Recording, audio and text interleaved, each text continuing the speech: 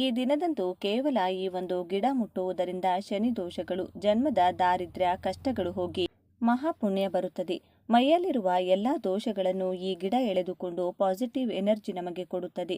ಇಷ್ಟೊಂದು ಅದ್ಭುತಗಳನ್ನು ಕೊಡುವ ಆ ಗಿಡ ಯಾವುದು ಅಂತ ಈ ವಿಡಿಯೋದಲ್ಲಿ ನೋಡೋಣ. ಮುಂದುವರಿಯುವ ಮುಂಚೆ ಜೈ ಹನುಮಾನ್ ಎಂದು ಕಮೆಂಟ್ನಲ್ಲಿ ಬರೆಯಿರಿ. ವಿಡಿಯೋಗೆ ಒಂದು ಚಿಕ್ಕ ಲೈಕ್ ಕೊಡಿ. ನಮ್ಮ ಚಾನೆಲ್ನ ಸಬ್ಸ್ಕ್ರೈಬ್ ಮಾಡಿಕೊಳ್ಳಿ. ಹನುಮ ಸರ್ವ ದೇವತಾ ಸ್ವರೂಪನು, ಹಾಗಾಗಿ ಅವರನ್ನ ಪೂಜಿಸಿದ್ರೆ ಸಕಲ ದೇವತೆಗಳನ್ನ ಪೂಜಿಸಿದ ಫಲ ಸಿಗುತ್ತದೆ.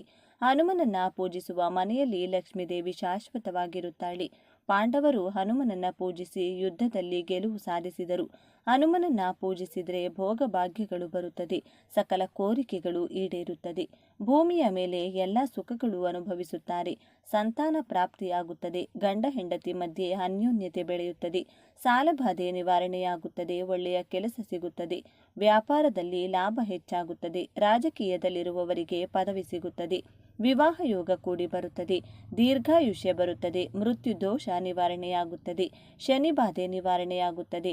ಹನುಮನಿಗೆ ಸಂಖ್ಯೆ 5 ಅಂದರೆ ತುಂಬಾ ಪ್ರೀತಿ. ಹಾಗಾಗಿ ಅವರ ದೇವಾಲಯದಲ್ಲಿ 5 ಪ್ರದಕ್ಷಿಣೆ ಮಾಡಿದರೆ ತುಂಬಾ ಒಳ್ಳೆಯದು. ನೀವು ಹನುಮನಿಗೆ ಸಮರ್ಪಿಸುವ ಹೂಗಳು ಅಥವಾ ತಾಂಬೂಲ ಅಥವಾ ಹಣ್ಣುಗಳು ಎಲ್ಲವೂ ಕೂಡ 5ರ ಸಂಖ್ಯೆಯಲ್ಲಿರುವಂತೆ ನೋಡಿಕೊಳ್ಳಿ. ಹನುಮನಿಗೆ ಹೂಗಳಲ್ಲಿ ಪಾರಿಜಾತ, ತಾವರೆ, ಮಲ್ಲಿಗೆ, ನಂದಿವರ್ಧನ, ದಾಸವಾಳ, ಕನಕಾಂಬರ ಹಾಗೂ ಎಕ್ಕದ ಹೂಗಳೆಂದರೆ ತುಂಬಾ ಇಷ್ಟ. ಪತ್ರೆಗಳಲ್ಲಿ ಅಂದರೆ ಎಲೆಗಳಲ್ಲಿ ವೀಳ್ಯದೆಲೆ, ಬಿಲ್ವ ಪತ್ರೆ, ತುಳಸಿ, ನೆಲ್ಲಿಕಾಯಿ ಎಲೆಗಳು, ಗರಿಕೆ, ಮಾವಿನ ಎಲೆ, ಉತ್ತರಾಣಿ ಹಾಗೂ ಅರಳಿ ಎಲೆಗಳು ಅಂದರೆ ತುಂಬಾ ಪ್ರೀತಿ. ಹಣ್ಣುಗಳಲ್ಲಿ ಬಾಳೆಹಣ್ಣು, ಮಾವಿನ ಹಣ್ಣು, ಖರ್ಜೂರ, ನೇರಳೆ ಹಣ್ಣು, ದ್ರಾಕ್ಷಿ, ದಾಳಿಂಬೆ, ತೆಂಗಿನಕಾಯಿ ಹಾಗೂ ಹಲಸಿನ ಹಣ್ಣು ಅಂದರೆ ತುಂಬಾ ಇಷ್ಟ. ಹಾಗಾಗಿ ನೀವು ಹೂ, ಪತ್ರೆ ಅಥವಾ ಹಣ್ಣು ಯಾವುದು ಹನುಮನಿಗೆ ಸಮರ್ಪಿಸಿದರೂ 5ನ್ನು ಸಮರ್ಪಿಸಲು ಪ್ರಯತ್ನಿಸಿ. ಅಂದರೆ 5 ಬಾಳೆಹಣ್ಣು ಅಥವಾ 5 ಬೆರಕೆ ಹಣ್ಣು, 5 ಪತ್ರೆಗಳು. ಈ ರೀತಿ ಹನುಮನ ಆಲಯದಲ್ಲಿ 5 ಪ್ರದಕ್ಷಿಣೆ ಹಾಕಿದರೆ ಭೂತ, ಪ್ರೇತ, ಪಿಶಾಚಿ ಬಾಧೆಗಳು, ರೋಗ ಬಾಧೆಗಳು ಹೋಗಿ ಶುಭ ಉಂಟಾಗುತ್ತದೆ. ಈ ದಿನ ಹನುಮನ ಹೆಸರು ಜಪಿಸಿದರೂ ಕೂಡ ಬುದ್ಧಿಬಲ, ಯಶಸ್ಸು, ಧೈರ್ಯ ಮತ್ತು ಆರೋಗ್ಯ ಪ್ರಾಪ್ತಿಯಾಗುತ್ತದೆ. ಹನುಮ ತ್ರಿಮೂರ್ತಿಗಳ ತೇಜಸ್ಸಿನಿಂದ ಅವತರಿಸಿದ್ದಾರೆ. ಹಾಗಾಗಿ ಅವರನ್ನ ಸರ್ವದೇವತಾ ಸ್ವರೂಪನು ಎಂದು ಕರೆಯುತ್ತಾರೆ. ಹನುಮನ ಭಕ್ತರಷ್ಟು ಅದೃಷ್ಟವಂತರು ಭೂಮಿಯ ಮೇಲೆ ಮತ್ತೊಬ್ಬರಿಲ್ಲ ಎಂದು ಪುರಾಣಗಳು ಹೇಳುತ್ತವೆ. ಹನುಮನಿಗೆ ಸಿಂಧೂರ ಅಂದರೆ ತುಂಬಾ ಪ್ರೀತಿ. ಹನುಮನಿಗೆ ಸಿಂಧೂರದ ಪೂಜೆ ಮಾಡಿಸುವುದರಿಂದ ಬೇಗನೆ ಅವರು ಪ್ರಸನ್ನರಾಗುತ್ತಾರೆ. ಆ ದಿನದಂದು ಹಗಲೆಲ್ಲ ಉಪವಾಸವಿದ್ದು ರಾತ್ರಿ ನಕ್ಷತ್ರ ದರ್ಶನ ಮಾಡಿದ ಮೇಲೆ ಊಟ ತಿನ್ನುವುದರಿಂದ ಸಕಲ ಕೋರಿಕೆಗಳು ಈಡೇರುತ್ತವೆ. ಸಂಜೆ 6 ಗಂಟೆಯ ನಂತರ ಮನೆಯಲ್ಲಿ ಹನುಮನಿಗೆ ಕೆಂಪು ದೀಪದಲ್ಲಿ ಎಕ್ಕದ ಬತ್ತಿಗಳನ್ನು ಇಟ್ಟು ಎಳ್ಳೆಣ್ಣೆಯಿಂದ ದೀಪಾರಾಧನೆ ಮಾಡಿದರೆ ಬೇಡಿದ ಕೋರಿಕೆಗಳು, ದೀರ್ಘಾಯುಷ್ಯ, ಸುಖ, ಸಂತೋಷ, ಭೋಗ ಭಾಗ್ಯಗಳು ಪ್ರಾಪ್ತಿಯಾಗುತ್ತದೆ. ಒಂದು ವೇಳೆ ನಿಮ್ಮ ಮನೆಯಲ್ಲಿ ಕೆಂಪು ದೀಪ ಇಲ್ಲದಿದ್ದರೆ ನಿಮ್ಮ ಮನೆಯಲ್ಲಿರುವ ಯಾವುದಾದರೂ ಒಂದು ಮಣ್ಣಿನ ದೀಪಕ್ಕೆ ಕುಂಕುಮವನ್ನು ಹಚ್ಚಿ ಅದರಿಂದ ದೀಪಾರಾಧನೆ ಮಾಡಿ. ಈ ದಿನ ಹನುಮನಿಗೆ ವೀಳ್ಯದೆಲೆ ಮಾಲೆ ಸಮರ್ಪಿಸಿದರೆ ತುಂಬ ಒಳ್ಳೆಯದು. ಸಾಧ್ಯವಾದರೆ ದೇವಾಲಯದಲ್ಲಿ ವೀಳ್ಯದೆಲೆ ಸೇವೆ ಮಾಡಿಸಿ. ಇಲ್ಲದಿದ್ದರೆ ನೀವೇ ವೀಳ್ಯದೆಲೆ ಮಾಲೆಯನ್ನು ಕಟ್ಟಿ ದೇವಾಲಯದಲ್ಲಿ ಸಮರ್ಪಿಸಿ. ಆಗದವರು ಮನೆಯಲ್ಲಿ ಕೂಡ ಹನುಮನ ಫೋಟೋ ಅಥವಾ ವಿಗ್ರಹಕ್ಕೆ ವೀಳ್ಯದೆಲೆ ಮಾಲೆ ಹಾಕಿ. ಹಾಗೆ ಈ ದಿನದಂದು ಹಣೆಯಲ್ಲಿ ಸಿಂಧೂರ ಇಟ್ಟುಕೊಂಡು 108 ಸಲ ಓಂ ಆಂಜನೇಯಾಯ ನಮಃ ಎಂಬ ಮಂತ್ರವನ್ನು ಜಪಿಸುವುದರಿಂದ ನೀವು ಹನುಮನ ಕೃಪೆಗೆ ಪಾತ್ರರಾಗುತ್ತೀರಿ. ತ್ರಿಮೂರ್ತಿಗಳು ಕೂಡ ಹನುಮನನ್ನ ಪೂಜಿಸುತ್ತಾರೆಂದು ಪುರಾಣಗಳು ಹೇಳುತ್ತವೆ. ಶ್ರೀರಾಮ ಕೂಡ ಹನುಮನನ್ನ ಪೂಜಿಸಿದಂತೆ ರಾಮಾಯಣದ ಸುಂದರಕಾಂಡ ಹಾಗೂ ಉತ್ತರಕಾಂಡದಲ್ಲಿ ಹೇಳಲಾಗಿದೆ. ಸೀತಾದೇವಿ ಪ್ರತಿ ಮಂಗಳವಾರ ಹನುಮನನ್ನ ಪೂಜಿಸುತ್ತಿದ್ದರು. ಶ್ರೀಕೃಷ್ಣ ಕೂಡ ಹನುಮನ ವ್ರತ ಮಾಡಿ ಶಮಂತಕಮಣಿ ಮತ್ತು ಸತ್ಯಭಾಮೆಯನ್ನ ಪಡೆದರು. ಸಿಂಧೂರ ಬಣ್ಣದ ವಸ್ತ್ರಗಳನ್ನು ಹನುಮನಿಗೆ ಸಮರ್ಪಿಸಿದರೆ ಬೇಗನೆ ಹನುಮ ಅವರ ಆಶೀರ್ವಾದ ಕೊಡುತ್ತಾರೆ. ಈ ದಿನದಂದು ಹನುಮನ ಆಲಯದಲ್ಲಿ ದೀಪಾರಾಧನೆ ಮಾಡಿ ಅಲ್ಲೇ ಕುಳಿತುಕೊಂಡು ಹನುಮಾನ್ ಚಾಲಿಸ 11 ಸಲ ಅಥವಾ 23 ಸಲ ಜಪಿಸಿದರೆ ಅವರಿಗೆ ಶಾಶ್ವತವಾಗಿ ರಾಜಯೋಗ ಪ್ರಾಪ್ತಿಯಾಗುತ್ತದೆ. ಈ ದಿನದಂದು ಹನುಮನ ಆಲಯದಲ್ಲಿ ನಿಮ್ಮ ಬಲಗೈ ಕಿರು ಬೆರಳಿನಲ್ಲಿ ಸ್ವಲ್ಪ ಸಿಂಧೂರ ತೆಗೆದುಕೊಂಡು ಅದನ್ನು ಸೀತಾದೇವಿ ಪಾದಗಳ ಹತ್ತಿರ ಇಟ್ಟರೆ ನಿಮ್ಮ ಎಲ್ಲ ಕೋರಿಕೆಗಳು ಈಡೇರುತ್ತದೆ. ಈ ದಿನ ನೀವು ಚಿತ್ರಗುಪ್ತನನ್ನು ನೆನೆಸಿಕೊಂಡರೂ, ಒಂದು ಸಲ ಕೈ ಮುಗಿದರೂ ಎಷ್ಟೋ ಪಾಪಗಳು ನಿವಾರಣೆಯಾಗುತ್ತವೆ. ಈ ದಿನದಂದು ಸಮುದ್ರ ಸ್ನಾನ ಮಾಡಿದರೆ ತುಂಬ ಪುಣ್ಯ. ಸಮುದ್ರ ಸ್ನಾನ ಮಾಡಲು ಆಗದವರು ಮನೆಯಲ್ಲಿ ಸ್ನಾನ ಮಾಡುವ ನೀರಿನಲ್ಲಿ ಸ್ವಲ್ಪ ಕಲ್ಲುಪ್ಪು ಬೆರೆಸಿಕೊಂಡು ಸ್ನಾನ ಮಾಡಿ. ಇನ್ನು ಚಿತ್ರಗುಪ್ತನಿಗೆ ಬಣ್ಣ ಬಣ್ಣದ ವಸ್ತ್ರಗಳು ಅಂದರೆ ತುಂಬ ಇಷ್ಟ. ಹಾಗಾಗಿ ಈ ದಿನದಂದು ಬಣ್ಣ ಬಣ್ಣದ ವಸ್ತ್ರಗಳನ್ನು ಆಲಯದಲ್ಲಿ ಅರ್ಚಕರಿಗೆ ಅಥವಾ ಯಾರಿಗಾದರೂ ದಾನ ಮಾಡಿದರೆ ಚಿತ್ರಗುಪ್ತನ ಆಶೀರ್ವಾದ ಸಿಗುತ್ತದೆ. ಈ ದಿನ ಶಿವ ಪಾರ್ವತಿ ಕಲ್ಯಾಣ ಮಾಡಿಸುವುದು ಅಥವಾ ನೋಡುವುದು ಮಾಡಿದರೆ ದಾಂಪತ್ಯದಲ್ಲಿರುವ ಎಲ್ಲ ಸಮಸ್ಯೆಗಳು ನಿವಾರಣೆಯಾಗಿ ಸುಖ ದಾಂಪತ್ಯ ನಿಮ್ಮದಾಗುತ್ತದೆ. ದೀರ್ಘ ಸುಮಂಗಲ ಯೋಗ ಬೆಳೆಯುತ್ತದೆ. ಈಗ ನಾವು ಯಾವ ಮರವನ್ನು ಮುಟ್ಟಿದರೆ ನಮ್ಮ ಅದೃಶ್ಯ ಬದಲಾಗುತ್ತದೆ ಎಂದು ನೋಡೋಣ. ಕ್ಷೀರಸಾಗರ ಮದನದ ಸಮಯದಲ್ಲಿ ಬಂದ ಅನೇಕ ಪವಿತ್ರ ವೃಕ್ಷಗಳಲ್ಲಿ ಶಮಿ ವೃಕ್ಷ ಕೂಡ ಒಂದು. ಹಾಗೆ ಇವತ್ತು ನಾವು ಮುಟ್ಟಬೇಕಾದ ಗಿಡ ಕೂಡ ಶಮಿ ಗಿಡ. ಶಮಿ ಗಿಡವನ್ನ ಅಪರಾಜಿತ ದೇವಿ ಎಂದು ಭಾವಿಸುತ್ತಾರೆ. ಯಜ್ಞ ಮಾಡುವಾಗ 2 ಶಮಿ ಗಿಡದ ಕಡ್ಡಿಯನ್ನ ತೆಗೆದುಕೊಂಡು ಅದರಿಂದಲೇ ಬೆಂಕಿ ಹಚ್ಚುತ್ತಿದ್ದರು. ಅದನ್ನ ಅರಣಿ ಎಂದು ಕರೆಯುತ್ತಿದ್ದರು. ವನವಾಸದಲ್ಲಿ ಶ್ರೀರಾಮ ಕೂಡ ಹೆಚ್ಚಾಗಿ ಶಮಿ ಮರದ ಕೆಳಗಡೆಯೇ ವಿಶ್ರಾಂತಿ ಪಡೆಯುತ್ತಿದ್ದರು. ರಾವಣನ ಜೊತೆ ಯುದ್ಧ ಮಾಡುವ ಮುಂಚೆ ಶಮಿ ಎಲೆಗಳಿಂದ ಆದಿಪರಾಶಕ್ತಿಯನ್ನ ಶ್ರೀರಾಮ ಪೂಜಿಸಿದ್ದರು. ರಾವಣನನ್ನ ಯುದ್ಧದಲ್ಲಿ ಗೆದ್ದು ಅಯೋಧ್ಯೆಗೆ ಹೋಗುವ ಮುಂಚೆ ಕೂಡ ಶಮಿ ಗಿಡಕ್ಕೆ ಪ್ರತ್ಯೇಕ ಪೂಜೆಗಳನ್ನ ಶ್ರೀರಾಮ ಮಾಡಿದ್ದರು. ಪಾಂಡವರು ಕೂಡ ಕುರುಕ್ಷೇತ್ರ ಯುದ್ಧಕ್ಕೂ ಮುಂಚೆ ಶಮಿ ಮರವನ್ನ ಪೂಜಿಸಿದ್ದರು. ಶಮಿ ನಮಗೆ ಜೀವನದಲ್ಲಿ ಗೆಲುವು ಕೊಡುತ್ತದೆ. ಈ ಗಿಡವನ್ನ ತುಂಬಾ ಅಪರೂಪವಾಗಿ ಪೂರ್ವಕಾಲದಲ್ಲಿ ನೋಡಿಕೊಳ್ಳುತ್ತಿದ್ದರು. ಇಷ್ಟೊಂದು ಪವಿತ್ರವಾದ ಗಿಡವನ್ನ ನಾವು ಈ ದಿನ ಮುಟ್ಟಿದರೂ ಕೂಡ ನಾವು ಪವಿತ್ರರಾಗುತ್ತೇವೆ. ಶ್ರೀರಾಮನನ್ನೇ ಮುಟ್ಟಿದಷ್ಟು ಪುಣ್ಯ ಬರುತ್ತದೆ. ಜೊತೆಗೆ ಶನೀಶ್ವರನ ಕೋಪವನ್ನ ಕೂಡ ಶಮಿಗಿಡ ಕಡಿಮೆ ಮಾಡುತ್ತದೆ. ಹಾಗಾಗಿ ಶನಿದೋಷ, ಶನಿ ಪೀಡೆ ಹೀಗೆ ಶನಿಗೆ ಸಂಬಂಧಿಸಿದ ಯಾವ ಸಮಸ್ಯೆ ಇದ್ದರೂ ಹೊರಟು ಹೋಗುತ್ತದೆ. ಇನ್ನು ಜೀವನದಲ್ಲಿ ಶನಿ ಬಾಧೆ ಬರುವುದಿಲ್ಲ. ಹಾಗಾಗಿ ಶಮಿಗಿಡ ಎಲ್ಲೇ ಇದ್ದರೂ ಅದಕ್ಕೆ ಸ್ವಲ್ಪ ನೀರು ಹಾಕಿ 11 ಪ್ರದಕ್ಷಿಣೆ ಮಾಡಿ ಒಂದು ದೀಪದಲ್ಲಿ 3 ಬತ್ತಿಗಳನ್ನು ಬಿಡಿ ಬಿಡಿಯಾಗಿ ಇಟ್ಟು ಎಳ್ಳೆಣ್ಣೆಯಿಂದ ದೀಪಾರಾಧನೆ ಮಾಡಿ ಅದರ ನಂತರ 11 ಸಲ ಗಿಡವನ್ನು ಮುಟ್ಟಿ ನಮಸ್ಕಾರ ಮಾಡಿಕೊಳ್ಳಿ. ಅದರ ನಂತರ ನಿಮ್ಮ ಕೋರಿಕೆಗಳು ಹೇಳಿಕೊಳ್ಳಿ. ಅದು ಅತಿ ಬೇಗನೆ ಈಡೇರುತ್ತದೆ. ಒಂದು ವೇಳೆ ಶಮಿ ವೃಕ್ಷ ನಿಮಗೆ ಸಿಗದಿದ್ದರೆ ಅದರ ಕಡ್ಡಿಯನ್ನ ಕೂಡ ತಂದು ನಿಮ್ಮ ಮನೆಯ ಪಾಟ್ನಲ್ಲಿ ಇಟ್ಟುಕೊಂಡು ಅದಕ್ಕೆ ಪೂಜೆಗಳು ಮಾಡಿ ಪ್ರದಕ್ಷಿಣೆ ಮಾಡಿಕೊಳ್ಳಿ. ಈ ರೀತಿ ನಿಮ್ಮ ದಿನಚರಿ ಇರುವಂತೆ ನೋಡಿಕೊಳ್ಳಿ. ಇನ್ನು ಈ ದಿನ ಸಂಜೆ 6 ರಿಂದ 8 ಗಂಟೆಯ ಒಳಗಾಗಿ ಮನೆಯಲ್ಲಿ ಈ 4 ವಸ್ತುವನ್ನು ಬಳಸಿ ಧೂಪ ಹಾಕಿ. ಇದರಿಂದ ಮನೆಯಲ್ಲಿನ ಎಲ್ಲ ನೆಗೆಟಿವ್ ಶಕ್ತಿಗಳು ತೊಲಗುತ್ತದೆ. ಯಾರಾದರೂ ಆಗದೇ ಇದ್ದವರು ಮಾಡಿಸಿದ್ರೆ ಆ ದುಷ್ಟ ಶಕ್ತಿಗಳ ಕೆಲಸ ಆಗದಂತೆ ಮಾಡುತ್ತದೆ. ಮನೆಯ ಸದಸ್ಯರಿಗೆ ಇದ್ದ ಮೈಕೈ ನೋವು, ಆರೋಗ್ಯ ಸಮಸ್ಯೆ, ಮಾನಸಿಕ ಕಿರಿಕಿರಿಗಳು ದೂರವಾಗಿ ಅದೃಷ್ಟ ಕೂಡಿ ಬರುತ್ತದೆ. ಮನೆಯ ಮಧ್ಯಭಾಗದಲ್ಲಿ ಈ ಧೂಪವನ್ನ ಹಾಕಬೇಕು. ಧೂಪಕ್ಕೆ ಸಾಂಬ್ರಾಣಿ, ಬಿಳಿ ಸಾಸಿವೆ ಹಾಕಬೇಕು. ಇದರ ಜೊತೆಗೆ ದೃಷ್ಟಿ ಬೀಜ ಅಂತ ಪೂಜಾ ಸಾಮಗ್ರಿಗಳು ಸಿಗುವ ಅಂಗಡಿಯಲ್ಲಿ ಸಿಗುತ್ತದೆ. ಅದನ್ನ ತನ್ನಿ. ಅದರ ಜೊತೆಗೆ ಕಪ್ಪು ಜೀರಿಗೆ ಅಂತ ಸಿಗುತ್ತೆ. ಒಟ್ಟು 4 ವಸ್ತುಗಳು: ಸಾಂಬ್ರಾಣಿ ಪುಡಿ, ಬಿಳಿ ಸಾಸಿವೆ, ಕಪ್ಪು ಜೀರಿಗೆ ಹಾಗೂ ದೃಷ್ಟಿ ಬೀಜ.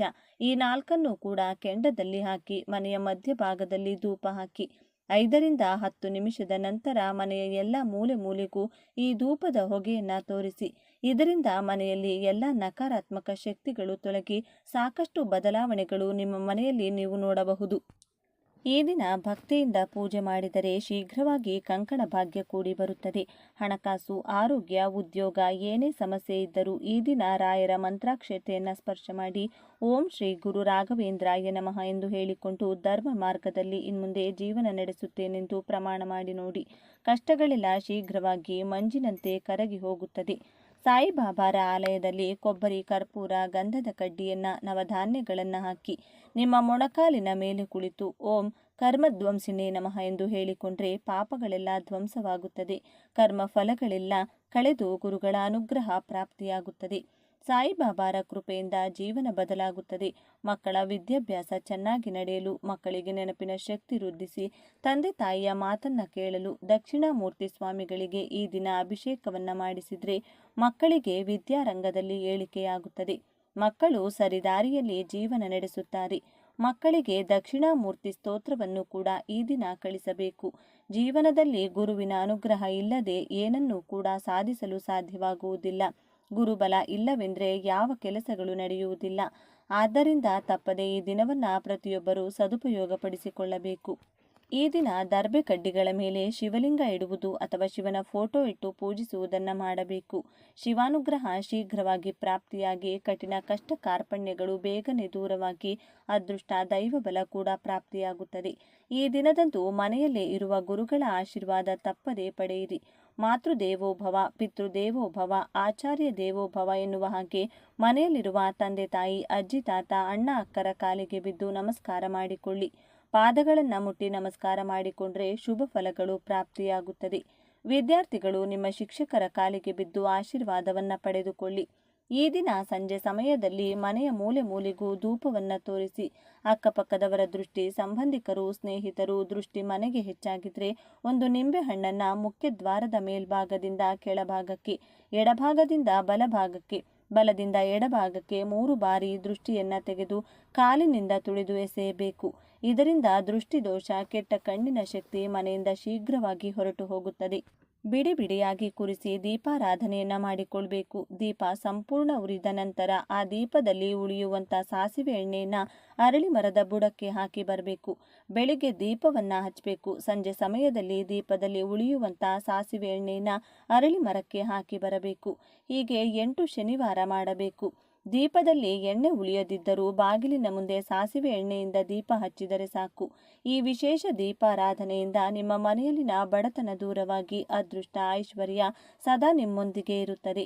ಯಾವುದೇ ಪರಿಹಾರ ಮಾಡಬೇಕಾದರೂ ಮೊದಲು ನಂಬಿಕೆ ಹಾಗೂ ಶ್ರದ್ಧೆ ಇರಬೇಕು. ನಂಬಿಕೆಯಿಂದ ಈ ಪರಿಹಾರಗಳನ್ನು ಮಾಡಿ ನೋಡಿ. ಜೀವನದಲ್ಲಿ ಅನೇಕ ಸುಧಾರಣೆಗಳನ್ನು ನೀವು ನೋಡಬಹುದು. ಧನಲಾಭವನ್ನು ಕೂಡ ಕಾಣಬಹುದು. ವಿಡಿಯೋ ಇಷ್ಟ ಆದರೆ ಲೈಕ್ ಮಾಡಿ, ಶೇರ್ ಮಾಡಿ, ನಮ್ಮ ಚಾನೆಲ್ನ ಸಬ್ಸ್ಕ್ರೈಬ್ ಮಾಡ್ಕೊಳ್ಳಿ. ನಮ್ಮ ಜೀವನದಲ್ಲಿ ಅದೃಷ್ಟ ಎಂಬುದು ಕೇವಲ ನಮ್ಮ ಕರ್ಮಗಳ ಮೇಲೆ ಮಾತ್ರವಲ್ಲ, ನಮ್ಮ ಮನೆಯಲ್ಲಿ ಹರಿಯುವ ಶಕ್ತಿಯ ಪ್ರವಾಹದ ಮೇಲೂ ಕೂಡ ಅವಲಂಬಿತವಾಗಿರುತ್ತದೆ ಎಂಬುದು ನಿಮಗೆ ತಿಳಿದಿದೆಯೇ? ಎಷ್ಟೇ ಪೂಜೆ ಮಾಡಿದರೂ, ಎಷ್ಟು ಕಷ್ಟಪಟ್ಟರೂ ಫಲ ಸಿಗುತ್ತಿಲ್ಲ ಎಂದರೆ ನಮ್ಮ ಸುತ್ತಮುತ್ತಲಿನ ಯಾವುದೋ ಒಂದು ಅದೃಶ್ಯ ನಕಾರಾತ್ಮಕ ಶಕ್ತಿ ನಮ್ಮ ಪ್ರಗತಿಯನ್ನು ತಡೆಯುತ್ತಿದೆ ಎಂದರ್ಥ. ಇಂದು ನಾವು ಈ ಅದ್ಭುತ ಕಥೆಯ ರೂಪದಲ್ಲಿ ಅದೃಷ್ಟ ನಿಮ್ಮ ಮನೆಯನ್ನ ಬಿಟ್ಟು ಹೋಗದಂತೆ ಕೇವಲ ಒಂದು ಲೋಟ ನೀರಿನಿಂದ ರಾತ್ರಿ ವೇಳೆ ಮಾಡಬೇಕಾದ ಆ ರಹಸ್ಯ ಪರಿಹಾರವೇನು, ಅದರ ಹಿಂದಿರುವ ಆಧ್ಯಾತ್ಮಿಕ ಸತ್ಯವೇನು ಎಂಬುದನ್ನು ವಿವರವಾಗಿ ತಿಳಿಯೋಣ. ಈ ಒಂದು ಸಣ್ಣ ಬದಲಾವಣೆ ನಿಮ್ಮ ಜೀವನದಲ್ಲಿ ಧನ ಪ್ರವಾಹವನ್ನು ಹೇಗೆ ಹರಿಸುತ್ತದೆ ಎಂಬುದು ಈ ಕತೆ ಕೇಳಿದರೆ ನಿಮಗೆ ಅರ್ಥವಾಗುತ್ತದೆ. ಹಾಗಾಗಿ ವಿಡಿಯೋ ಸ್ಕಿಪ್ ಮಾಡದೆ ಕೊನೆವರೆಗೂ ನೋಡಿ. ಮೊದಲು ಓಂ ಶ್ರೀ ಮಹಾಲಕ್ಷ್ಮಿಯೇ ನಮಃ ಎಂದು ಕಮೆಂಟ್ ಮಾಡಿ, ವಿಡಿಯೋಗೆ ಒಂದು ಲೈಕ್ ಕೊಟ್ಟು ನಮ್ಮ ಚಾನೆಲ್ನ ಸಬ್ಸ್ಕ್ರೈಬ್ ಮಾಡ್ಕೊಳ್ಳಿ.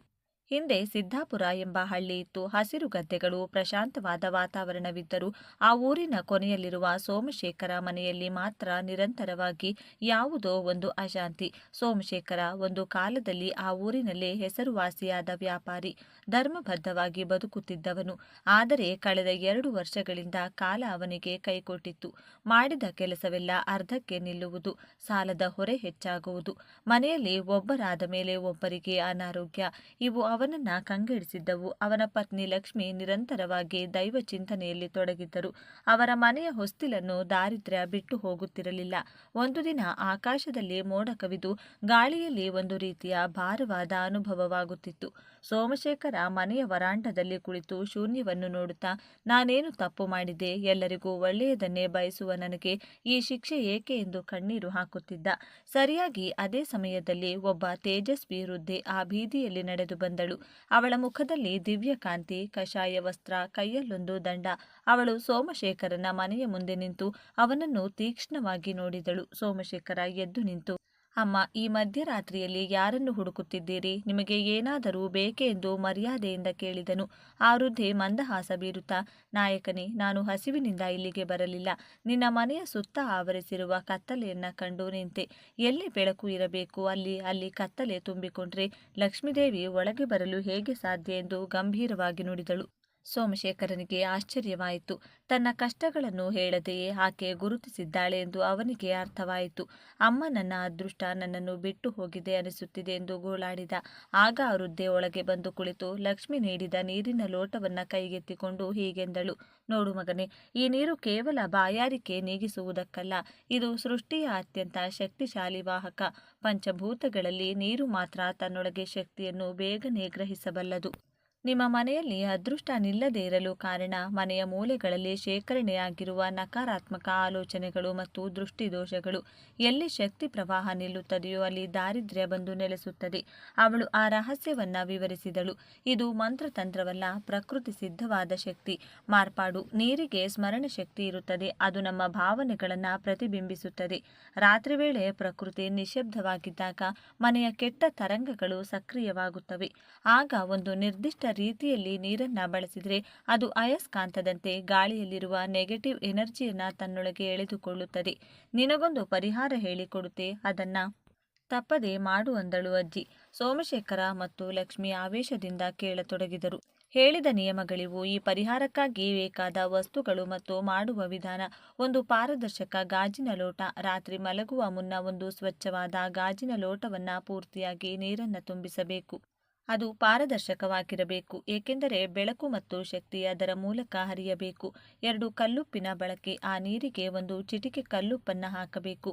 ಲಕ್ಷ್ಮೀದೇವಿಯ ಸೋದರ ಎನ್ನಲಾಗುವ ಉಪ್ಪಿಗೆ ಗಾಳಿಯಲ್ಲಿರುವ ತೇವಾಂಶ ಮತ್ತು ಕೆಟ್ಟ ತರಂಗುಗಳನ್ನು ಹೀರುವ ಶಕ್ತಿ ಇದೆ. 3 ಸಂಕಲ್ಪ. ಆ ಲೋಟವನ್ನು ಹಿಡಿದುಕೊಂಡು ನಮ್ಮ ಮನೆಯ ಕಷ್ಟಗಳು, ಸಾಲಗಳು, ಅನಾರೋಗ್ಯವೆಲ್ಲವೂ ಈ ನೀರಿನಲ್ಲಿ ಲೀನವಾಗಲಿ ಎಂದು ಬಲವಾಗಿ ಸಂಕಲ್ಪ ಮಾಡಬೇಕು. 4 ಸ್ಥಳ. ಮನೆಯ ಕತ್ತಲೆ ಇರುವ ಮೂಲೆ ಅಥವಾ ಮಲಗುವ ಮಂಚದ ಕೆಳಗೆ, ಕಾಲುಗಳ ಕಡೆಗೆ ಈ ಲೋಟವನ್ನು ಇಡಬೇಕು ಎಂದು ಹೇಳಿದರು. ಅಜ್ಜಿ ಆ ರಾತ್ರಿ ಸೋಮಶೇಖರ ಮತ್ತು ಲಕ್ಷ್ಮಿ ಅದೇ ರೀತಿ ಮಾಡಿದರು. ಉಪ್ಪಿನ ಹರಳುಗಳು ನೀರಿನ ಅಡಿಯಲ್ಲಿ ಕರಗುತ್ತಿದ್ದರೆ ಅವರಲ್ಲಿ ಹೊಸ ಭರವಸೆ ಮೂಡಿತು. ಮರುದಿನ ಬೆಳಿಗ್ಗೆ ಎದ್ದು ನೋಡಿದಾಗ ಸೋಮಶೇಖರನಿಗೆ ಆಶ್ಚರ್ಯ. ರಾತ್ರಿ ಸ್ವಚ್ಛವಾಗಿದ್ದ ನೀರು ಈಗ ಸ್ವಲ್ಪ ಕೊಳಕಾಗಿ ಮೇಲೆ ಕಪ್ಪು ಪದರ ಕಟ್ಟಿತ್ತು ಮತ್ತು ಲೋಟದ ಗೋಡೆಗಳಿಗೆ ಸಣ್ಣ ಗುಳ್ಳೆಗಳು ಅಂಟಿಕೊಂಡಿದ್ದವು. ಇದು ಮನೆಯಲ್ಲಿದ್ದ ನಕಾರಾತ್ಮಕ ಶಕ್ತಿಯನ್ನ ನೀರು ಹೀರಿಕೊಂಡಿದೆ ಎಂಬುದಕ್ಕೆ ಸಾಕ್ಷಿ. ಸೋಮಶೇಖರ ಅಜ್ಜಿ ಹೇಳಿದ ಪ್ರಕಾರ ಆ ನೀರನ್ನು ಸೂರ್ಯೋದಯಕ್ಕೂ ಮುನ್ನ ಯಾರೂ ತುಳಿಯದ ಜಾಗಕ್ಕೆ ಅಥವಾ ಚರಂಡಿಗೆ ಸುರಿದು ಬಂದ ನಕಾರಾತ್ಮಕತೆಯನ್ನು ಹೋಗಲಾಡಿಸಿದ ನಂತರ ಮನೆಯಲ್ಲಿ ಸಕಾರಾತ್ಮಕ ಶಕ್ತಿಯನ್ನು ತುಂಬಲು 2ನೇ ದಿನದ ಪರಿಹಾರ ಅತ್ಯಗತ್ಯ. ವೃದ್ಧೆಯ ಮಾತಿನಂತೆ ಮರುದಿನ ಬೆಳಿಗ್ಗೆ ಸೂರ್ಯೋದಯದ ಸಮಯದಲ್ಲಿ ಒಂದು ಬೆಳ್ಳಿ ಅಥವಾ ತಾಮ್ರದ ಲೋಟದಲ್ಲಿ ಶುದ್ಧ ನೀರನ್ನು ತೆಗೆದುಕೊಂಡು ಅದಕ್ಕೆ ಸ್ವಲ್ಪ ಅರಿಶಿನ, ಅಕ್ಷತೆ ಕಾಳು ಮತ್ತು ಒಂದು ಕೆಂಪು ಹೂವನ್ನು ಹಾಕಬೇಕು. ಅರಿಶಿನವು ಮಂಗಳಕರ ಮತ್ತು ಗುರುಗ್ರಹದ ಸಂಕೇತ. ಇದು ದುಷ್ಟ ಶಕ್ತಿಗಳನ್ನು ಮನೆಯೊಳಗೆ ಪ್ರವೇಶ ಮಾಡಲು ಬಿಡುವುದಿಲ್ಲ. ಸಂಜೆ ಪೂಜೆಯ ನಂತರ ಸೋಮಶೇಖರ ಈ ಅರಿಶಿನದ ನೀರನ್ನು ಮನೆಯ ಹೊಸ್ತಿಲು, ಬೀರು ಮತ್ತು ಧಾನ್ಯದ ಮನೆಗಳ ಮೇಲೆ ಪ್ರೋಕ್ಷಿಸಿದನು. ಇದರಿಂದ ಮನೆಯಲ್ಲಿ ಹೊಸ ಚೈತನ್ಯ ಮೂಡಿತು. ಅದೇ ದಿನ ಸಂಜೆ ಸೋಮಶೇಖರನ ಹಳೆಯ ವ್ಯಾಪಾರ ಪಾಲುದಾರ ಪರಮಾನಂದ ಅನಿರೀಕ್ಷಿತವಾಗಿ ಮನೆಗೆ ಬಂದನು.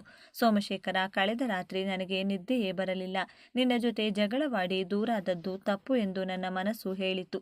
ನಿನ್ನ ಪಾಲಿನ ಹಣ ಮತ್ತು ಹಳೆಯ ಪ್ರಾಜೆಕ್ಟ್ ದಾಖಲೆಗಳನ್ನು ತಂದಿದ್ದೇನೆ. ಮತ್ತೆ ಸೇರಿ ಕೆಲಸ ಮಾಡೋಣ ಎಂದು ಕೇಳಿಕೊಂಡನು. ನಕಾರಾತ್ಮಕತೆ ಹೋದ ಕೂಡಲೇ ಮನುಷ್ಯರ ಮನಸ್ಸುಗಳು ಕೂಡ ಬದಲಾಗುತ್ತವೆ ಎಂಬುದಕ್ಕೆ ಇದೇ ಸಾಕ್ಷಿ. ಸೋಮಶೇಖರನ ಪ್ರಗತಿಯನ್ನ ಕಂಡು ಆ ಊರಿನ ಮತ್ತೊಬ್ಬ ವ್ಯಾಪಾರಿ ರಾಘವ ಮತ್ತು ಸಾಹುಕಾರ ಧನಂಜಯ ಕೂಡ ಈ ರಹಸ್ಯವನ್ನ ಕೇಳಿದರು. ರಾಘವನ ಮನೆಯಲ್ಲಿ ಸದಾ ಗಲಾಟೆಗಳಾಗುತ್ತಿದ್ದವು. ಧನಂಜಯನಿಗೆ ಎಷ್ಟೇ ಹಣವಿದ್ದರೂ ಮನಸ್ಸಿಗೆ ಶಾಂತಿ ಇರಲಿಲ್ಲ. ಸೋಮಶೇಖರ ಅವರಿಗೂ ಈ ಜಲ ಪರಿಹಾರವನ್ನ ತಿಳಿಸಿಕೊಟ್ಟನು. ರಾಘವ ಇದನ್ನು ಮಾಡಿದಾಗ ಅವನ ಮನೆಯ ಜಗಳಗಳು ನಿಂತವು. ಧನಂಜಯ ಇದನ್ನ ಮಾಡಿದಾಗ ಅವನಿಗೆ ಶಾಂತಿ ಸಿಕ್ಕಿತು.